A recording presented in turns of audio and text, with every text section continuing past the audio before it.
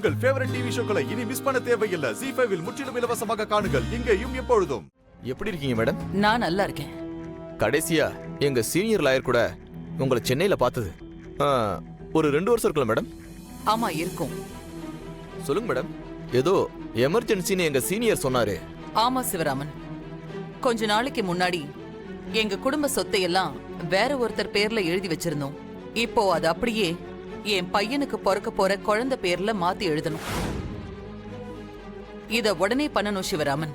இப்போ லீகலா அதை பண்றதுக்கு என்னென்ன பண்ணணுமோ சொல்லுங்க, நான் எல்லாத்தையும் உடனே பண்ணிடுறேன். அதெல்லாம் ஒன்றும் பிரச்சனை இல்லை மேடம், ஈஸியா பண்ணிடலாம். நான் டாக்குமெண்ட்ஸ் எல்லாம் ரெடி பண்ணிட்டு நாளைக்கே கூட எடுத்துட்டு வரேன். ரிஜிஸ்டர் நமக்கு தெரிஞ்சவர் தான், முன்ன பின்ன பேசிக்கலாம் மேடம். இந்த ஊர்லயே வச்சு பண்ணிக்கலாமா இல்ல சென்னைக்கு தான் போகணுமா? நான் எதுக்கு மேடம் இருக்கேன், எங்கேயே வச்சு எல்லாத்தையும் முடிச்சு கொடுத்துறேன். அப்போ நான் கிளம்புறேன். போயிட்டு வாங்க. ரொம்ப தேங்க்ஸ்.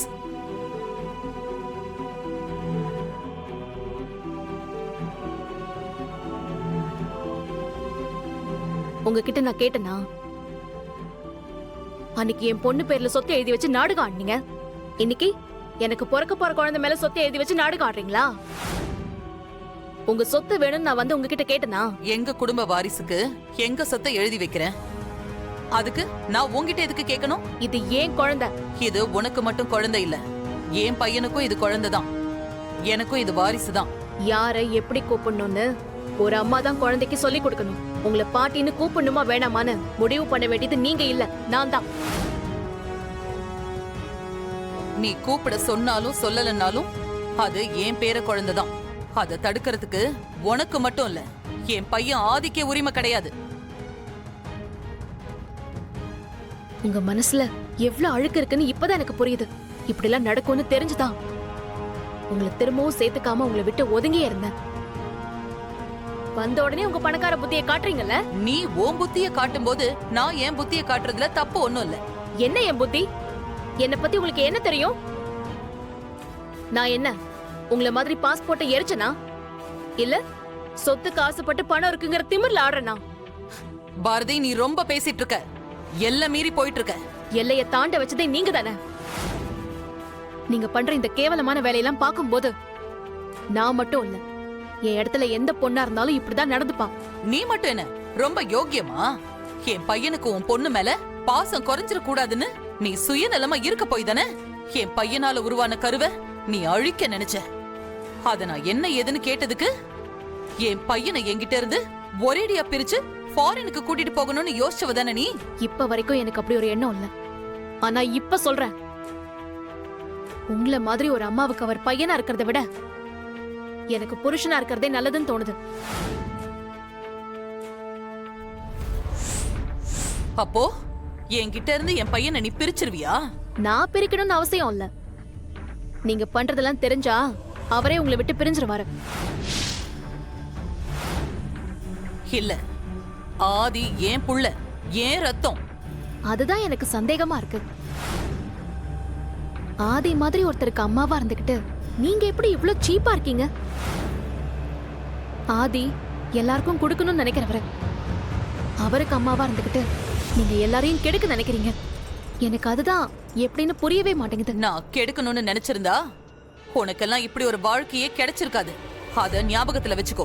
நீங்க ஏற்கனவே என் வாழ்க்கையை கெடுத்துட்டு தானே இதை கொடுத்திருக்கீங்க. அதுவும் நீங்க ஒண்ணு விருப்பப்பட்டு கொடுக்கல, ஆதியால நடந்துச்சு. நீங்க எதுவும் பண்ணலல்ல.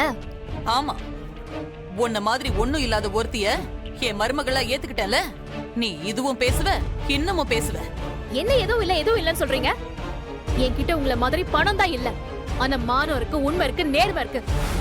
ஒரு பொண்ணா இருக்கிறதுக்கு என்ன தகுதி வேணுமோ அது எல்லாமே என்கிட்ட இருக்கு. நீங்க ஒண்ணு எனக்கு வாழ்க்கை பிச்சை போடல. நீங்க வாசுவ கொண்ட பாவத்துக்கு ஆதியை கொடுத்து பிராயச்சித்தம் தேடிக்கிட்டீங்க. ஆதிக்காக மட்டும்தான் நான் உங்களை பொறுத்துட்டு இருக்கேன். இல்லனா பாரதியோட கோவத்துக்கு முன்னாடி நீங்க என்ன சாம்பல் ஆயிருப்பீங்க. இங்க பாருங்க, இத நீங்க எச்சரிக்கையா எடுத்துக்கிட்டா கூட பரவாயில்ல. ஆனா இதான் உங்களுக்கு கடைசி வார்னிங். திரும்பவும் இந்த மாதிரி ஏதாவது பண்ணிட்டு இருந்தீங்கன்னா நான் எதுவும் பண்ண மாட்டேன். என் பொண்ணை கூப்பிட்டுக்கிட்டு இங்க இருந்து போயிட்டே இருப்பேன். அப்புறம் வீட்டுக்கு வந்த உங்க பையனுக்கு நானும் தமிழும் இங்க இல்லைன்னா என்ன நடக்கும்னு உங்களுக்கு தெரியும்னு நினைக்கிறேன்.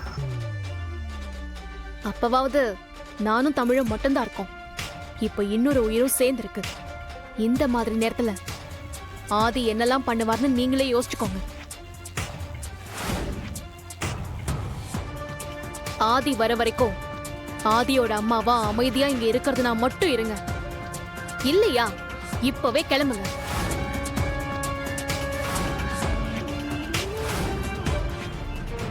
அவர் வந்ததும் நானே போன் பண்ணி சொல்றேன். அப்ப திரும்பவும் வந்து உங்க பையனை கொஞ்சிட்டு போங்க. காஃபி டீ ஏதாவது வேணுமா? ஏதாவது வேணும்னா கேளுங்க. ஒரு மருமகளா உங்களுக்கு செய்யறதுல நான் எந்த குறையும் வைக்க மாட்டேன். நீங்க சொன்னது சரிதான் தர்மலிங்கம். அந்த பாரதிக்கு கொஞ்சம் கூட நன்றியோ விசுவாசமோ இல்ல. என் சொத்தை எல்லாம் பொறக்க போற குழந்தை பேர்ல எழுதி வைக்கணும்னு வக்கீல வர வச்சேன். அதுக்கு அவ என்னென்னலாம் சொன்னா தெரியுமா? என்ன சொல்றாமாவா? உங்களை கொலை பண்ணிடுவாளாமாவா? அப்படி சொன்னாதான் பரவாயில்லையே. என் பையன் ஆதி கிட்ட இருந்து என்ன நிரந்தரமா பிரிச்சிருவாளாம். அதுவும் எப்படி? ஆதி வர வரைக்கும் நான் அமைதியா இருக்கணுமா? என்னையே மிரட்டிட்டு போறா. ச்சே, சரதம்மா, என்ன பொறப்பு அவ? அவளுக்கு நீங்க செஞ்சதெல்லாம் மறந்து போட்டாளா அவ? கொஞ்சமாச்சும் நன்றி விசுவாசம் இருக்கான்னு பாத்தீங்களா? ஒரு பையனை பெத்தவ கிட்ட இருந்து பிரிச்சு ஃபாரினுக்கு கூட்டிட்டு போவேன்னு சொன்னா யாரா இருந்தாலும் என்ன பண்ணுவாங்க? அந்த பாஸ்போர்ட்டை எரிச்சு சாம்பல் ஆக்க மாட்டாங்க? அதத்தான் நானும் செஞ்சேன். அதுக்கு அந்த பாரதி அந்த குதி குதிக்கிறா. சரதம்மா, நான் ஒன்னு சொல்றேன், நீங்க தப்பா எடுத்துக்கிடாதீங்க. எனக்கு என்னமோ அந்த பாரதி பெருசா ஏதோ திட்டம் போடுற மாதிரி தெரியுது. அதாவது நான் என்ன நினைக்கிறேன்னா, எப்படியாவது அம்புடு சொத்தையும் சுருட்டிக்கிட்டு வெளிநாட்டுக்கு போலான்னு இருந்தவளை நீங்க இப்ப தடுத்து போட்டீங்க பாருங்க. பதிலுக்கு கண்டிப்பா ஏதாவது ஒன்று செய்யணும்னு நினைப்பாமா அவ? என்ன செய்வான்னு சொல்றீங்க? அவ என்ன வேணாலும் செய்வா. இம்புடு தூரம் செஞ்சிருக்கிறவ இல்ல வேற எது வேணாலும் செய்ய மாட்டாளா அவ? சாதாரண ஆள் இல்லமா அவ. இதாருங்க இந்த பாரதி, இம்புட்டு நாள் எங்க வீட்டுல தானே இருந்தா. அவளை நான் என் புள்ள மாதிரி தானே பாத்துக்கிட்டு இருந்தேன். அவ எங்க வீட்டுல இருந்தப்ப எதிர்த்த வீட்டுல இருக்கிற ஆதிதான் என் புருஷன்ட்டு ஒரு வார்த்தை சொல்லியிருப்பாளா? அந்த உண்மையெல்லாம் மறைச்சு என்ன நாடகம் ஆனா தெரியுமா? இந்த கூத்த கேளுங்க.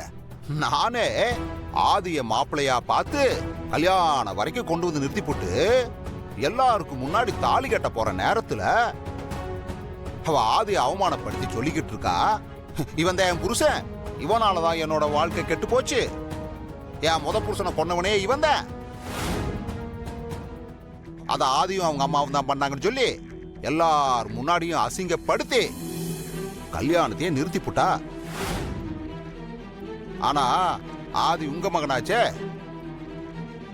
நடந்தது எதையும் மனசுல வச்சுக்காம மறுபடியும் இவளையே தேடி வந்திருக்கான். அம்புட்டு தூரம் எதுக்கு? எங்ககிட்ட எல்லாம் செய்யாத தப்புக்கு மன்னிப்பு கேட்டுக்கிட்டு இருக்கான். தங்கமான புள்ளமா அவன் எப்படி இந்த மாதிரி ஒரு புள்ளகிட்ட போய் பைத்தியமா இருக்கானே தெரிய மாட்டேங்குது. ஜீ5 ஆப்பை டவுன்லோட் செய்து அனைத்து எபிசோடுகளையும் இலவசமாக பாருங்க.